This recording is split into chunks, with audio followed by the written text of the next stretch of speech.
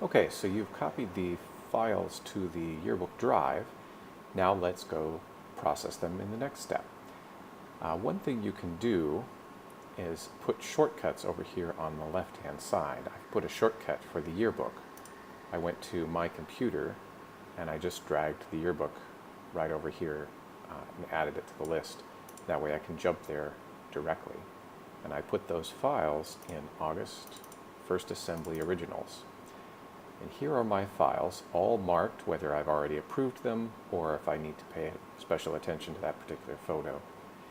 There are a couple of basic adjustments that we would make to almost every file that we import. One of those is white balancing. For any particular event, many of the photos will be similar, but the white will not always come out because of the adjustments that your camera senses will not always come out even. Sometimes it'll be a little bluer, sometimes it'll be a little redder, maybe a little yellower, and we need to balance those so that all the pictures from the same event look good together on the page. So what we do is we go open that picture with Camera Raw, and oh dear, this photographer, Mr. Miller, did not set his camera up to take pictures in RAW. We'll be able to adjust these to a certain extent, but not nearly as much as if we had taken them in Camera Raw. And I can tell it's not a Camera Raw file because it's in JPEG format instead of digital negative, DNG. So we'll see some adjustment here, but it won't be as clear and crisp as if we had taken them in Camera Raw. And what I'm going to do over on the right is just change it from white balance as shot to automatic white balance.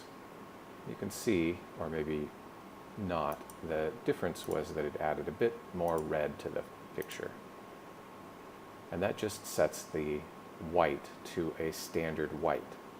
The other thing I might want to do, depending on the shot, is over here on the right, click Auto Expose.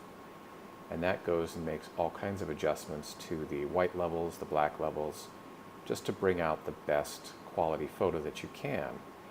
If you're an experienced photographer, you may want to make adjustments over here yourself to make that look the way you think it should look.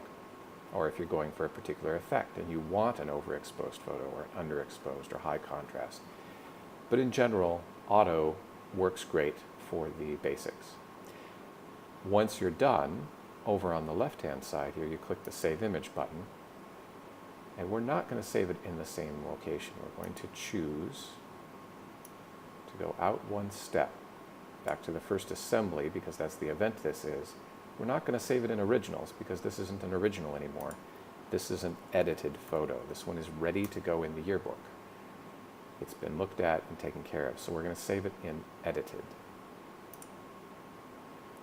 And we're going to save it in digital negative format. We're just going to call it the same name as the original file, whatever that was. And that's now saved. Yeah, default is better. So I'll catch up with you in a minute when I've gotten all these done. Okay, I've saved all those to the edited folder, and then I have this one that I marked for review. We're going to do that one separately because it's a bit overexposed. There's a little too much of the sunlight coming from behind these girls for this shot. If I automatically expose it, that's better. And you can see that boosted up the contrast, boosted the whites. I think highlights are still a bit strong. I'm going to drop those a bit. Shadows actually look good. Didn't remove that. And this looks much better now. So now we can save that image. And we now have in our folder, we have edited pictures. Next step will be to tag these so they're ready to import into the yearbook.